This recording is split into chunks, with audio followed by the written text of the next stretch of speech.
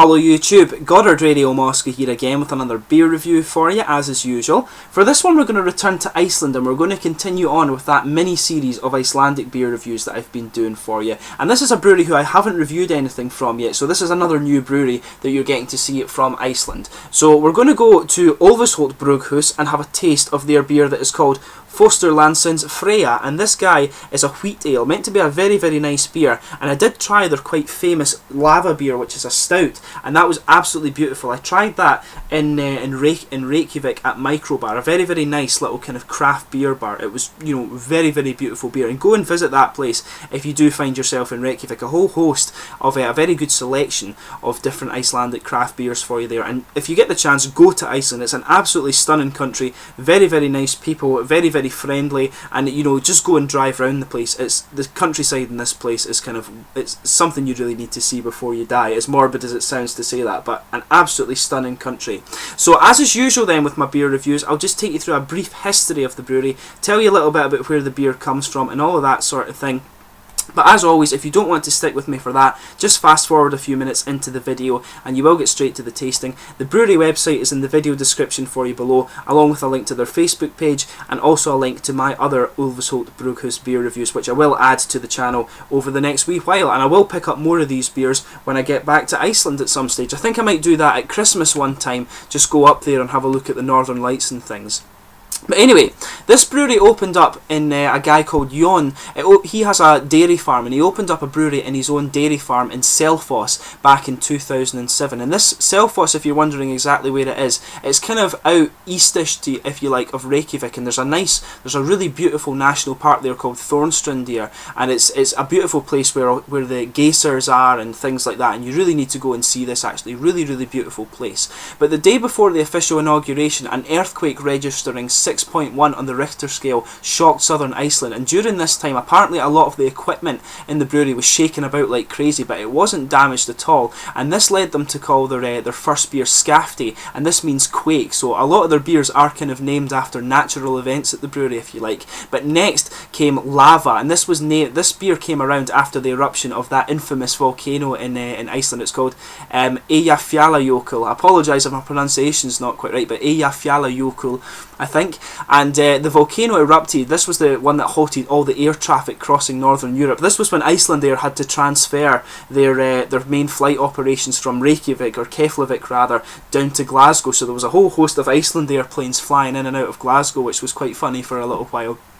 But there's actually been a lot of praise kind of showered on this brewery, especially for the lava beer. They're very highly rated, and their beers are starting to become available in America and things like that these days. But the beer Lava was actually named one of the 25 best new beers, and this was of 7,000 put forward in 2012, and this was named in the top 25 by Draft magazine. So a very well respected brewery, this one. But the brewery has a capacity of about 300 tons, or about 1 million bottles per year, and that's quite small. But even so, their beers can be found outside of Iceland. As I said, they can also be found in Denmark, Sweden, Canada and the USA. Hopefully we'll start to get them here in Scotland at some point. Obviously Scotland isn't all that far away from Iceland, so hopefully they will expand to here at some point and we can get their beers more regularly. So that's your brief history of the brewery there. We'll get on with the tasting here.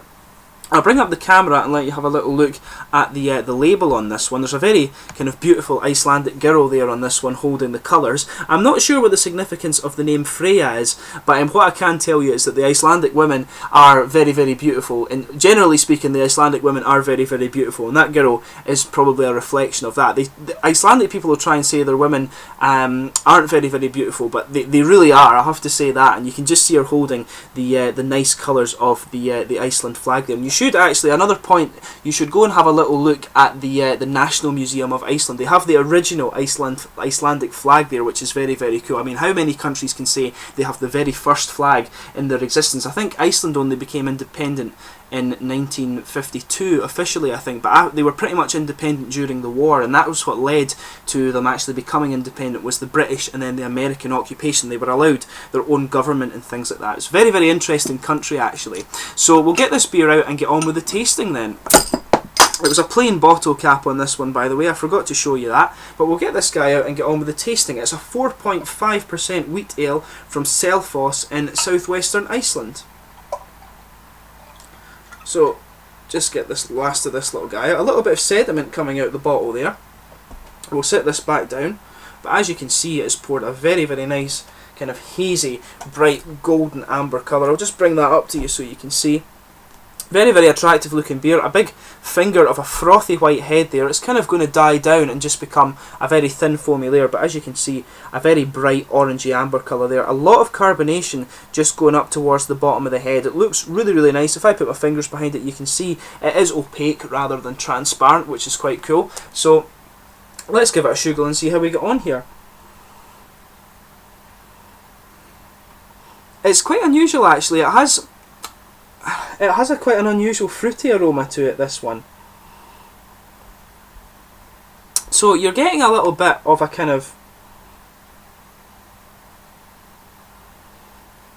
It's actually got quite a soapy aroma, I guess you could say.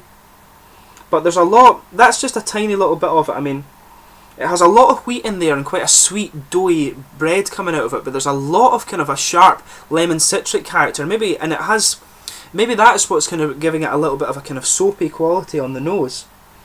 It does definitely have just a little bit, a really interesting little character of soapiness in it. But it's very, very lemony citric, this one.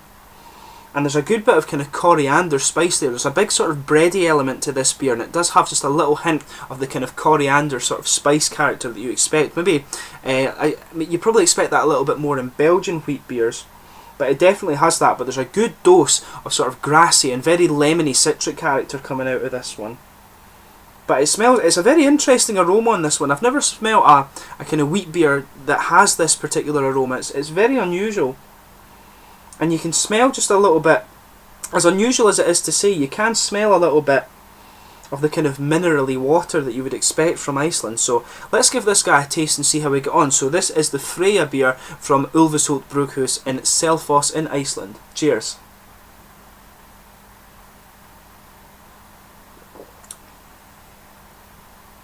Yeah.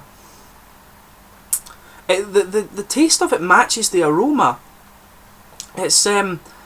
It's a very kind of light wheat beer, if that makes sense. It does remind me a little bit of the Belgian wheats, but it's a lot less carbonated, I should say that. It's a very, very smooth wheat beer.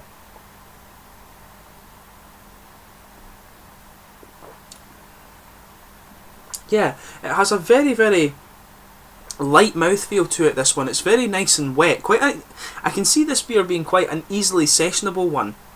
But in terms of the flavour, it's got quite a sweet, bready and yeasty character in it.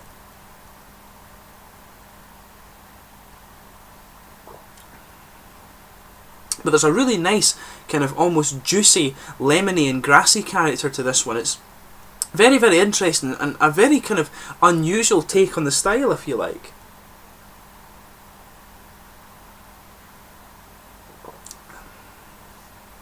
But yeah, very unusual in that sense. It does have quite a bit of a floral character to it as well.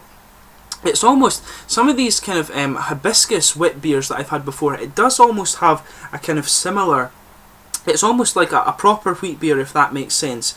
But, you know, like a Hefeweizen, but with that kind of feel to it, if that makes any sense at all, actually. It's a very, very light wit beer, this guy. But yeah, you have this underlying of a kind of sweet, bready and yeasty character. It's very, very nice. And just a tiny little bit of spice that mixes in with it. But it's got this really nice kind of grassy and citricy character that kind of sticks out. The main component of the flavour that you can pick out is the sweet, lemony citrus, and it mixes with the grass, which just stops it being all that pungent actually, and you have this nice grassy and citricy freshness that goes right around the edges of the tongue and just sits right on the tip as well. It's a very, very interesting take on the style, I have to say.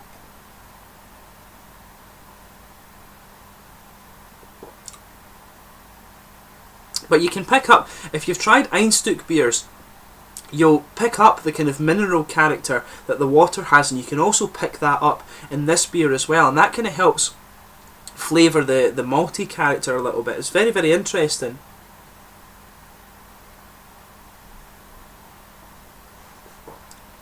Yeah, it's absolutely beautiful. This it's an absolutely really interesting take on the style. It's very unusual. So if you get the chance, definitely try this beer. Very, very light Hefeweizen. But I think the best way to talk about this one is that it's a proper wheat beer, but it does have the same feel to it as some of these hibiscus wheat beers. Perhaps the one that kind of springs to mind is Rosy de Hibiscus from Dieu de Seal in Canada. It reminds me a little bit of that, and it does have that really interesting kind of minerally content that complements the bready and yeasty character within the malt bases. That same mineral content that I talked about with my Einstück beer review is definitely present in this one here, but it's a really interesting take on the style. In terms of the mouthfeel, it is very light bodied, this one. It's got just a tiny little bit of carbonation. Overall it's very, very smooth, and it is quite crisp at the same time because of the hop content of it. The grassy and lemony character makes it feel kind of very, very fresh, and it's got a very low kind of bitterness to it as well.